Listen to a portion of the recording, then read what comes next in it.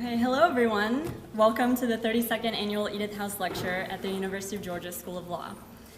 I'd like to welcome fellow students, faculty, staff, judges and attorneys, and our very honored guest, Chief Justice Thompson from the Georgia Supreme Court, and two members of the Edith House family, Ms. Jo Donahue Benton, who is a cousin of Edith House, and her husband, Mr. Terrell Benton, a 1963 graduate from UGA Law. Welcome, thank you very much for being here today. Edith House was a trailblazing woman. She was one of the first women graduates of UGA Law in 1925, which was the first year that women graduated from this law school. She had a distinguished career in public service that lasted for more than 30 years. Every year, we honor her legacy by inviting an accomplished woman to come speak to us about her career and show us how far women have come in the legal profession, as well as the challenges we will continue to face in the future.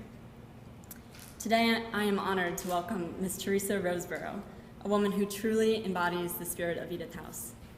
Ms. Roseborough earned her JD with high honors from the University of North Carolina School of Law. She was a part of the legal department of MetLife, serving as Deputy General Counsel and Senior Chief Counsel for Litigation and Compliance. Prior to MetLife, she was a partner at Sutherland, where she practiced complex litigation at both the trial and appellate level, including before the U.S. Supreme Court. Her professional background includes government service as Deputy Assistant Attorney General for the U.S. Department of Justice and as a law clerk for Justice John Paul Stevens and Judge Phillips of the U.S. Court of Appeals for the Fourth Circuit. She was named one of 25 influential Black women in business by the Network Journal and is one of America's top Black attorneys by Black Enterprise. She is currently the Executive Vice President, General Counsel, and Corporate Secretary for the Home Depot. She is responsible for all legal functions worldwide, including the company's government relations and corporate securities services. And please join me now in welcoming her to UGA Law.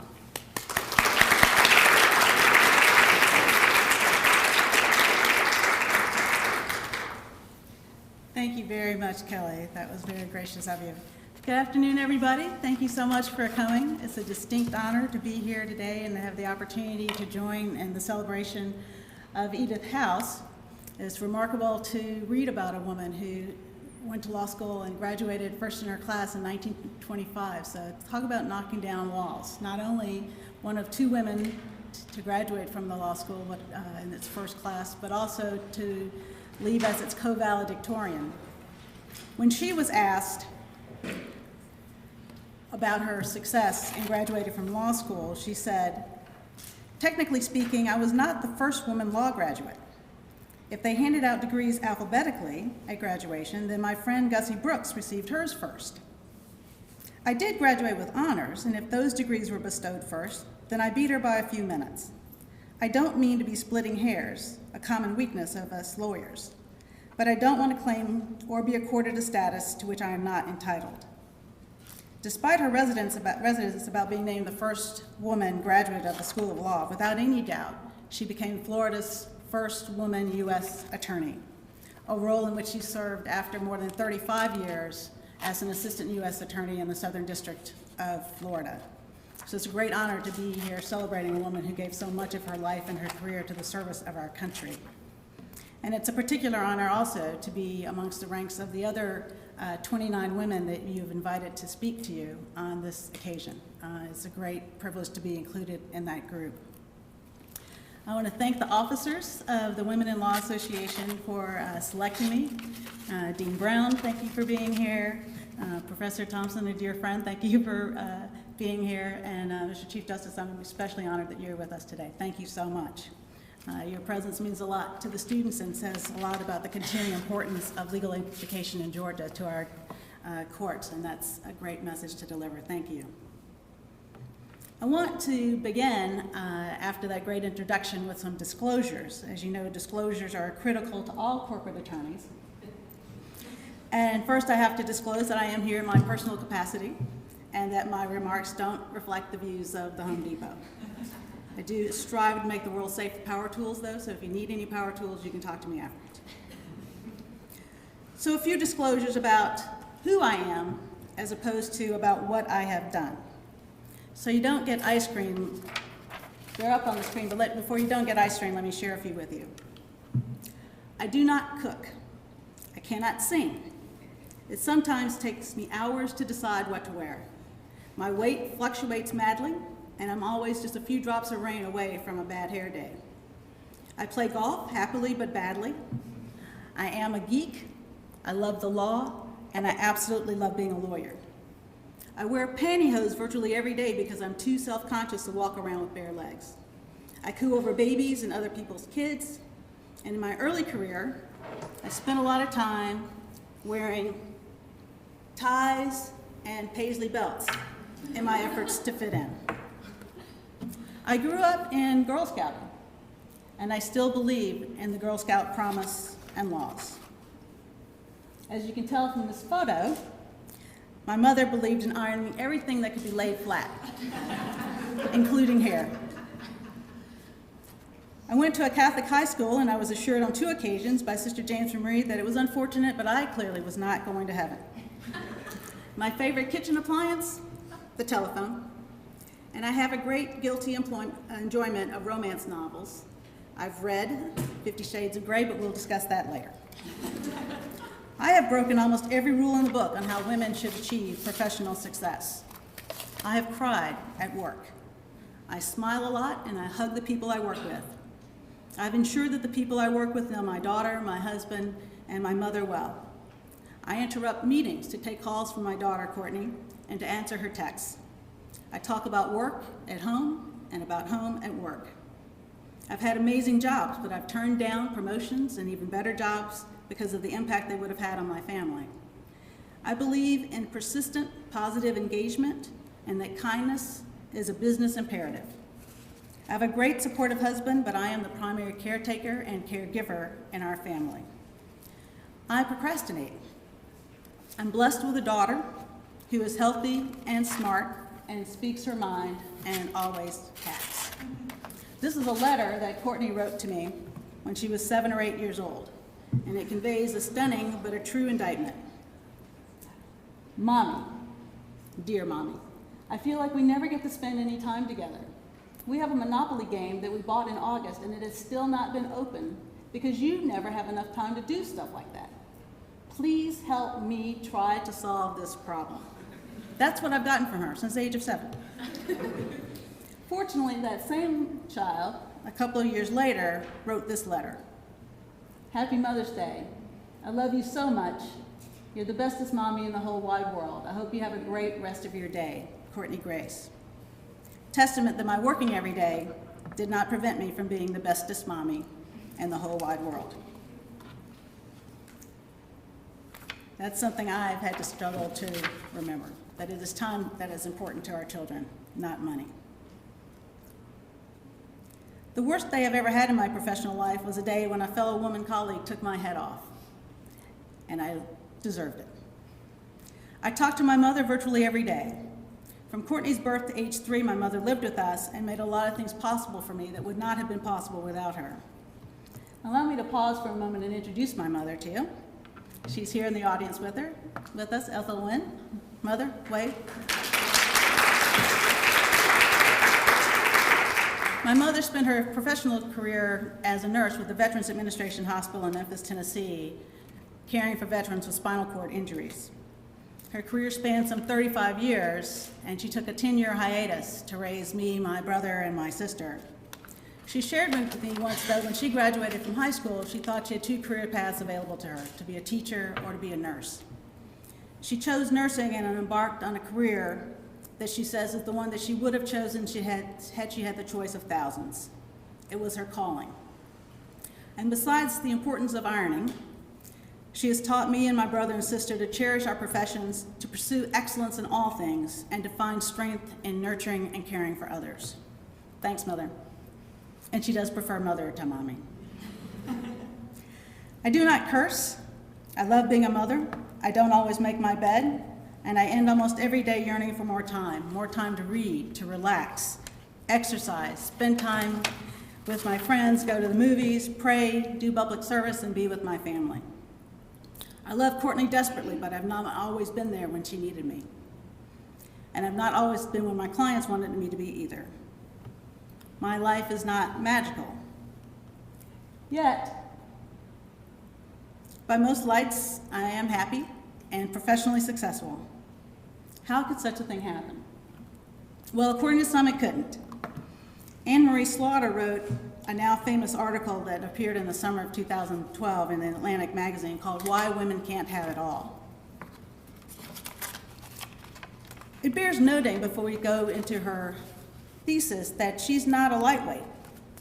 She's a tenured professor at Princeton, and at the time she wrote the article, she had just left the position of Director of Policy Planning for the Department of State, the first woman ever to hold that role. It was a position that put her in the center of eye of forming and executing America's foreign policy. She had virtually daily contact with her boss, the Secretary of State, Hillary Clinton, and not infrequent contact with the President of the United States. She enjoyed power and influence and deference from people around the world. She wrote memos that people actually read. But after 2 years of such heady pursuit, she decided that she could not have it all and also fulfill her role as the wife and the mother of 2 teenage boys. In her article, she concludes that until major changes are made in Washington and we have a woman president, we will not be able to change the lives of women or produce a society in which women have happy lives, valuing the people they love as well as the success they seek. Let's put aside for the moment the irony that she made those remarks after having indeed done it all for at least 2 years, and that she worked for the woman that many would claim was the woman most likely to become the next president of the United States. But she nonetheless says that it's time to stop fooling ourselves, that women who have managed to be mothers, top professionals, at the same time are superhuman, rich, or self-employed. I must beg to differ. For all intents and purposes, I have it all. I have a beautiful, smart, successful, and happy daughter. I have a great husband who is constantly supportive of my happiness, my well-being, and my career. I enjoy a wonderful relationship with my mother, and I have a fantastic job that requires me to confront new challenges every day. But I'm not superhuman. So how did I get here? Now don't worry, you're not about to hear a story or a fairy tale that says, if I did it, you can too. Because the true question is not really how any one particular woman manages to become an officer of a Fortune 100 company, a tenured professor at a major university, enjoy a high-level government job, become the CEO or CFO or even the general counsel of a company. The real question is, how do we create a world in which more of our leaders are women? Perhaps now would be a good time to share with you how I came to the title of my remarks. It's time to try defying gravity. In 2004, I took a then 14-year-old Courtney to see Wicked in New York. Have any of you seen Wicked? It's a great play. We were both so mesmerized at it and by the conversations it spawned that we pledged to see it at least once a year. Courtney's now 21, and we have indeed seen Wicked 8 times in various cities around the world. If you've not seen it yet, I commend it to you. There's a scene in the musical where Elphaba, who will later be labeled the Wicked Witch of the West, learns that her hero, the wizard, is behind a plot to capture and subjugate animals. As she makes her escape from the wizard's castle, her friend, Glinda, who will later become Glinda, the Good Witch of the North, urges her to stay and to enjoy the riches and the fame the wizard has promised them. She reminds Elphaba that if she goes along with the wizard, she can have everything she ever wanted.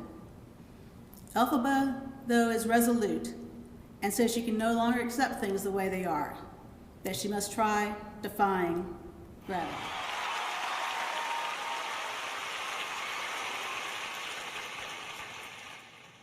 Don't be afraid. I'm not. It's the wizard who should be afraid of me. Something has changed within me. Something is not the same.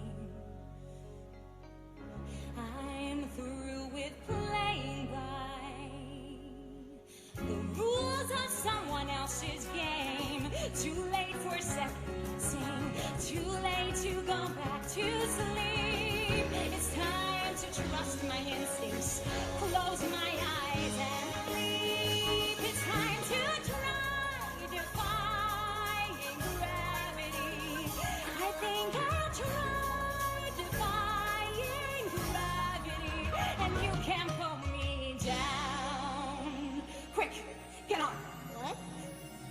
with me. Think of what we could do together. Unlimited. Together we're unlimited. Together we'll be the greatest team there's ever been. Glenna dreams the way we plan them. If we work in tandem, there's no fight we cannot win. Just you and I defying gravity. With you and I defying gravity. They'll never bring us down. Well, are you coming? Elfie, you're trembling. I hope you're happy. Now that you're choosing this. You too. I hope it brings you bliss. I really hope you get it.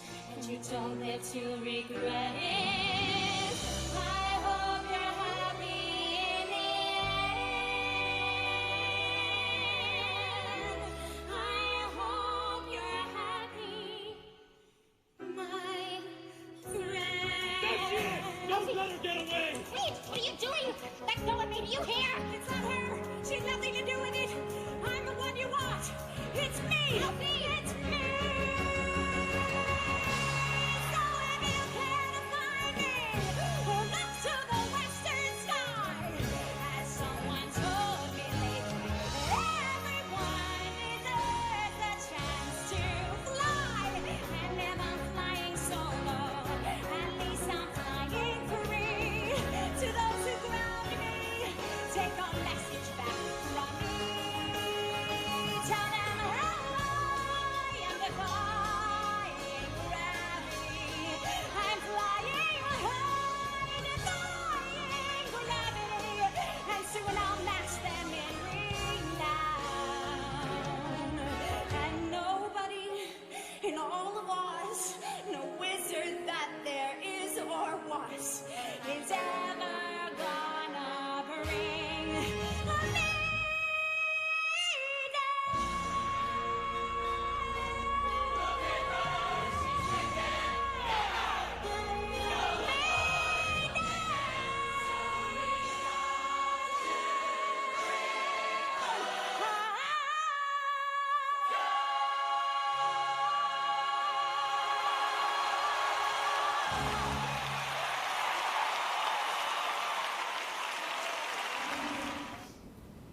I was going to sing that myself, but I thought you would enjoy her voice better.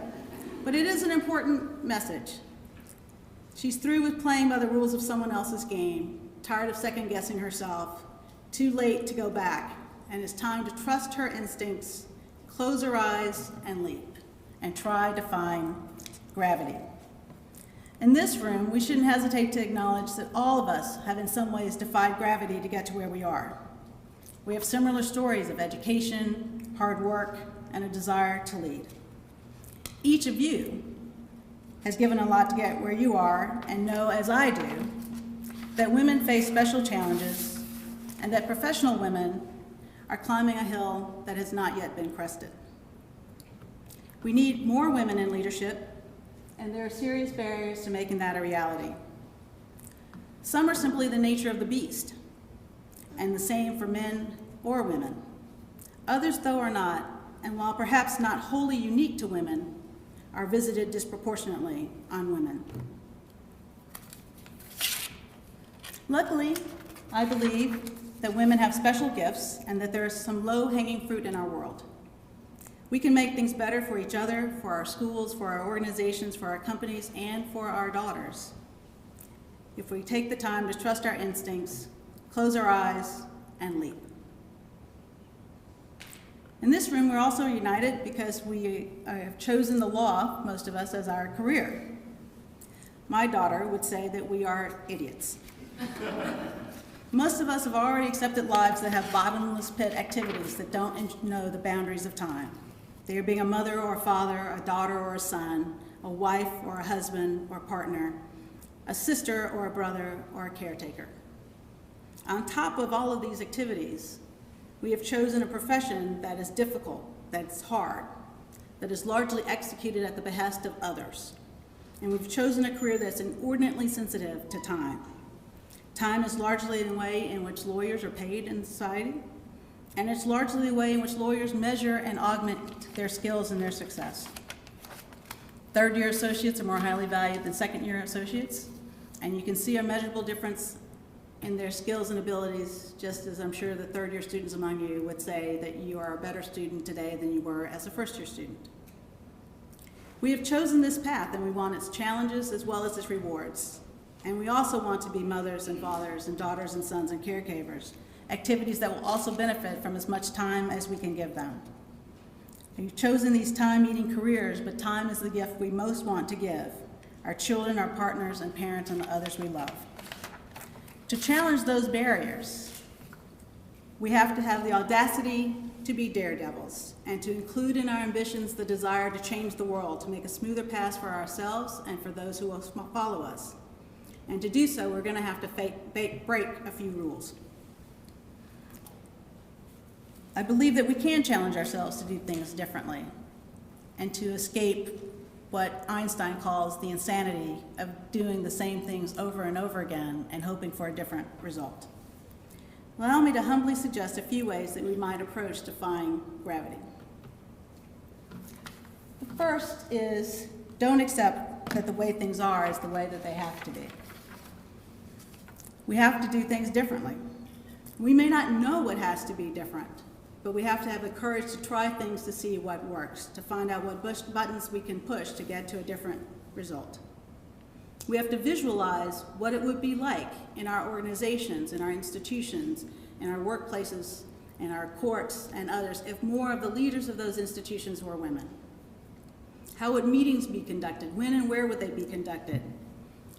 What things would be different? How would you advocate for making those things different? How would you demonstrate the value that they would add if you did things differently?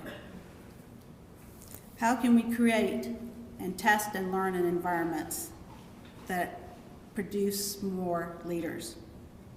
How can we change the things in our environments that might pull women down? When I first started practicing at a law firm here in Atlanta, I learned two things early in my career that were very disturbing to me. One is that the partners sometimes entertained clients at the Gold Club. Some of you are too young to remember the Gold Club, but the Gold Club was a rather exclusive and very nice, highbrow, otherwise strip club, but with a nice steak dinner, I'm told. And the Piedmont Driving Club, which at the time discriminated both on the basis of race and gender and its membership. And I went to the older partners in the firm and asked them about that, asked them how they felt about it, asked if they'd be willing to change that. And one of the partners, Randolph Thrower, who recently died after, at the age of 100, a dean of the bar, incredible person, a winner of the Medal of Honor, said that he would take to the partners a request that they no longer reimburse for entertainment activities at those clubs. Now, of course, I was a young radical. I wanted to talk to the partners myself. Randolph wisely thought that would be a career-limiting gesture on my part, so he took the mantle for me and got that changed. But I don't think it would have occurred to them to change it without being asked to change it. Next rule is I think we can deepen respect for and appreciation of flexible work schedules in our culture. Technology is one of the fortunes of our profession. Much of what we do can be done without sacrifice of quality from almost anywhere. Writing a research memo or drafting a contract that at one time required the physical presence of a library doesn't require that now. Email allows us to communicate from almost anywhere with our clients. Yet being physically present on a daily basis is still a large part of what's expected of us in the workplace. To be sure, being physically present in the same workspace as our colleagues is important and tremendously valuable. Indeed, you couldn't imagine that companies and schools would pay as much as they do to create the spaces in which we can all work and study together if they do not derive value from that. But flexibility must also be valued and can be critical to achieving work-life balance. I've had jobs outside of Atlanta twice since Courtney was born. In both cases, it was critical to my ability to do the job and be a good mother to Courtney that I'd be able to work from home at least one day a week. I could not have successfully held those jobs without that flexibility. And the evidence is more than anecdotal that I'm not unique in that women value flexible work arrangements and find them a necessary part of being a member of their families and also effective at work. In a 2010 study of law firms, it was discovered that 1 in 50 men took advantage of opportunities to work part-time, whereas 1 in 8 women took advantage of the opportunity. In the typical large firm, 6% of the lawyers work part-time and 75% of them are women. So how do we build respect for flexible work arrangements? Our leaders must learn the management skills and work skills necessary to work efficiently and effectively and to manage those who work from home.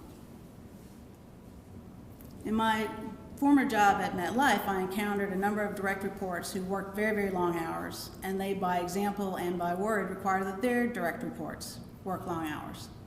And it wasn't long from I heard from a lot of people who were interested in flexible work arrangements, but had never really sought flexible work arrangements from their managers because they assumed that their requests would be denied. And they were right, because the culture there felt that people who worked from home were the first people who would be laid off or denied promising assignments because they weren't going to be around, they wouldn't be there for critical meetings, and somehow would be less valued than the people who were coming into the office every day. So to rebut that belief, I required each of my direct reports to work from home at least 2 days a month. Now, I wanted to require them to do it once a week, but I was afraid I would cause a heart attack. So I said 2 days a month for 6 months, you have to work from home, and then we'll come together and talk about what your experiences are and what you've learned. And to their surprise, they learned how much they got done in their days at home. And they learned that people could work effectively and efficiently and get other things done working from home than the things they got done in the office every day. And after that experience, we were able to slowly change our culture so that flexible work arrangements became more the norm and not the exception.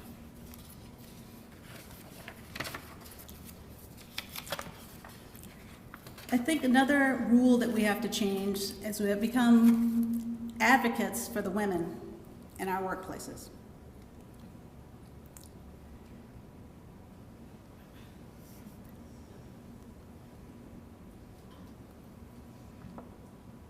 When we speak openly about the successes of others, in a weird way, we elevate ourselves. So it's one way that you contribute to your own success by noting the success that you see in others.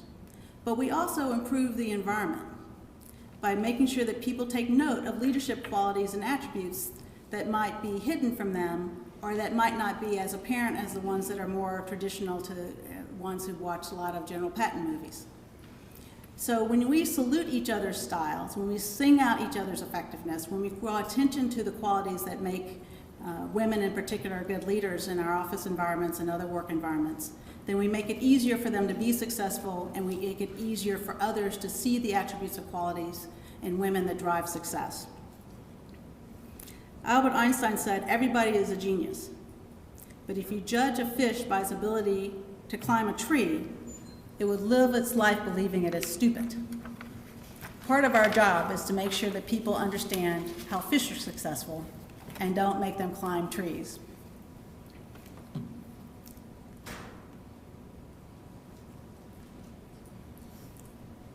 Find a mirror and be a mirror. We all need a little Simon Cowell in our lives. Just think about it. If you were on American Idol and you wanted to be a winner of that show, would you choose Paula Abdul to be your only coach and commentator and the only person that gave you feedback, or would you choose Simon Cowell? All criticism is unwelcome and unfair, but without it, we become as dull and useless as unsharpened pencils. Find the people around you who are willing to tell you the things you don't want to hear. If you wanted to win American Idol, you would pick Simon Cowell.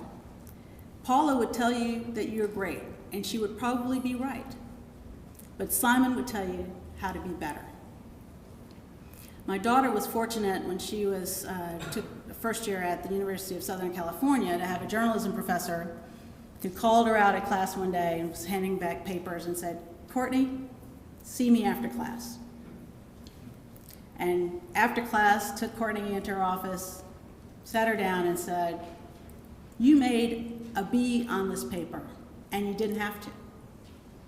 And showed her the 3 stupid mistakes that she had made that caused her to make a B, and said, "I don't want this to happen again, because these were stupid, avoidable mistakes, and you could have otherwise made an A."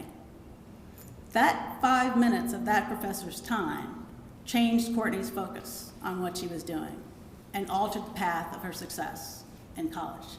Just those 5 minutes of feedback. We can do that for each other.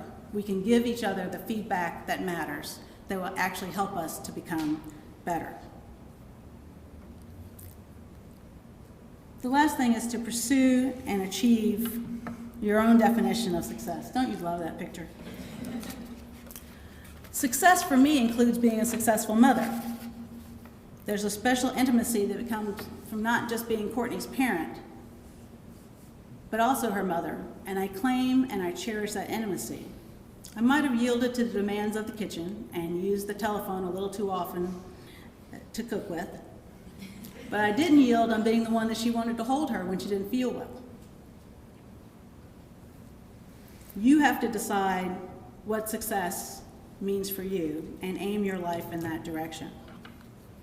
If what you achieve is success in the eyes of others, but not a success that brings warmth to your heart or happiness to your soul, then you really haven't achieved anything of value.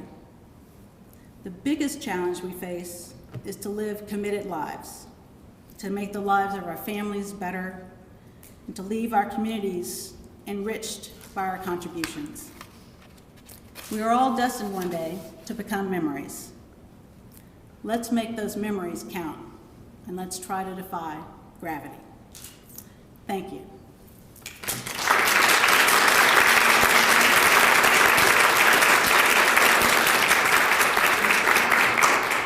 I would love for us to have a conversation. I'd love to take any questions or comments that you might have.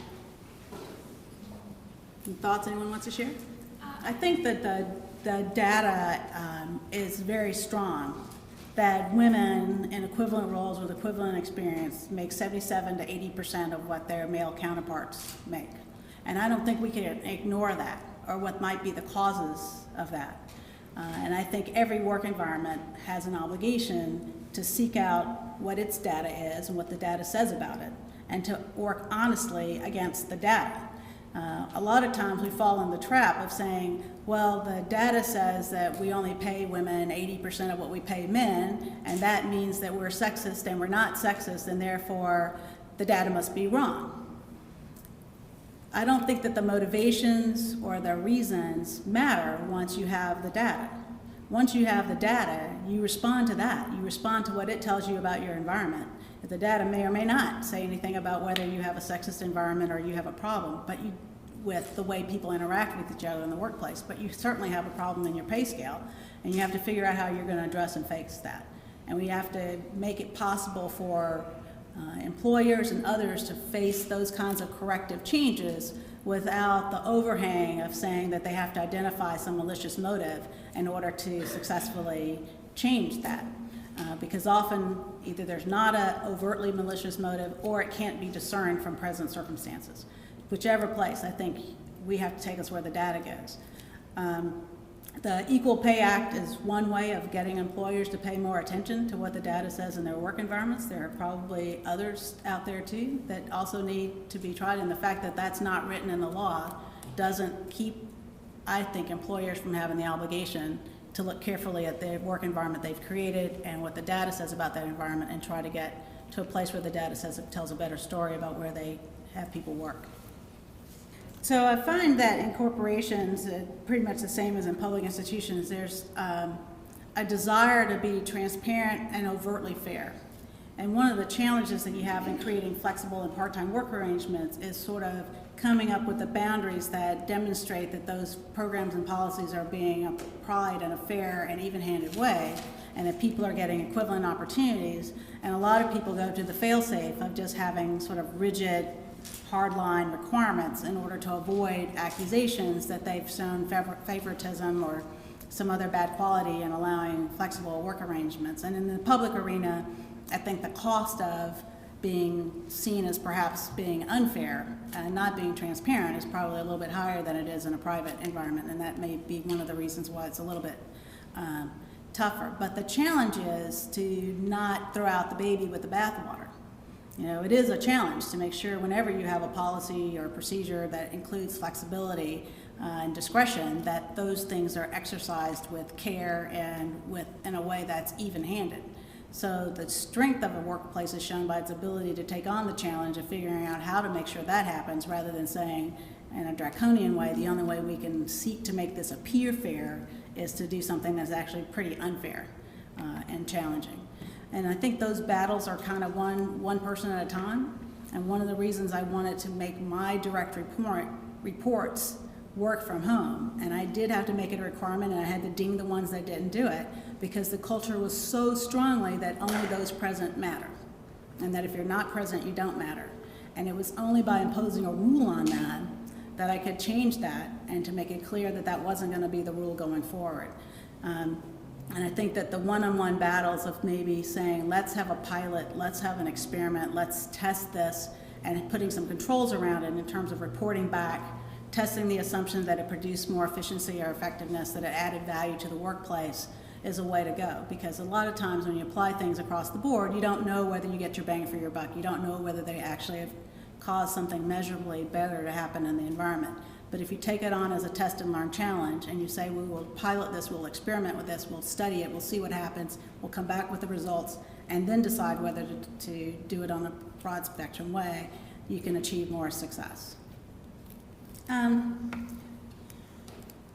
Mandating is a strong word, and I don't know that mandating it would actually change a lot of things, because I think that people tend to do the bare minimum when you impose things by legislation, and what you really want people to do is to exercise discretion and try a lot of different things and figure out something that works for them and their work environment.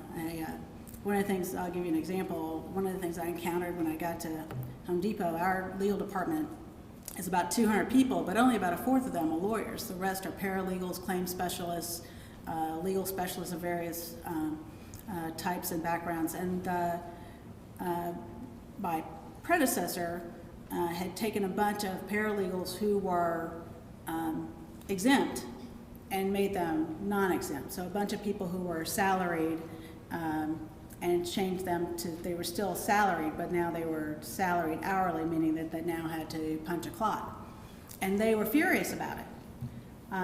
Now, to be fair to him, the Department of Labor regulations and were going in that direction for paralegals, and there was a lot of pressure for the law department to be a good example of compliance with the law, not a good example of someone who was skating on the edge of law. But at the same time, you had a bunch of professionals who no longer were allowed to have BlackBerries because they might use them at home and claim later that it was overtime, who now had to work certain specified hours as opposed to having the flexibility to put together their work weeks in more flexible ways. So there were a lot of unintended consequences visited on the people who were in those roles before that I don't think were the intent of the law, and certainly weren't his intent in making that change. But I do think we have to figure out how do we create an environment where you can experiment with those kinds of things and make it possible for people to test the impact on their work environment and come back with successful solutions without them being mandated by law. Because I think we need more than bare minimum. I think, fortunately, economic things push employers in that direction a lot. It's very, very expensive to maintain office space and parking lots and all the other things that you have to have when you bring employees together. Technology will help a lot as it derives effectiveness and efficiency. And once all of us can Skype and have a conference by Skype, more and more we'll see that kind of flexibility creeping in. But it needs to come from both directions. We have to push for it from inside our work environments.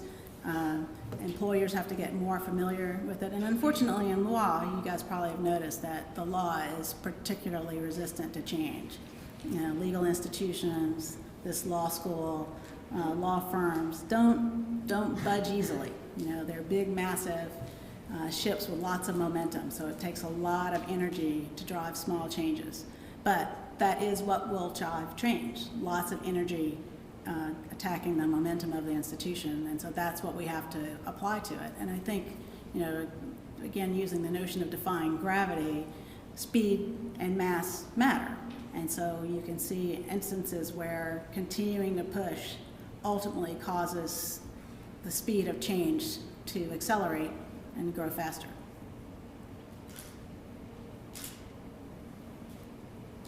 Any other thoughts or comments? Well, thank you again for having me. It's been a great pleasure to be with you.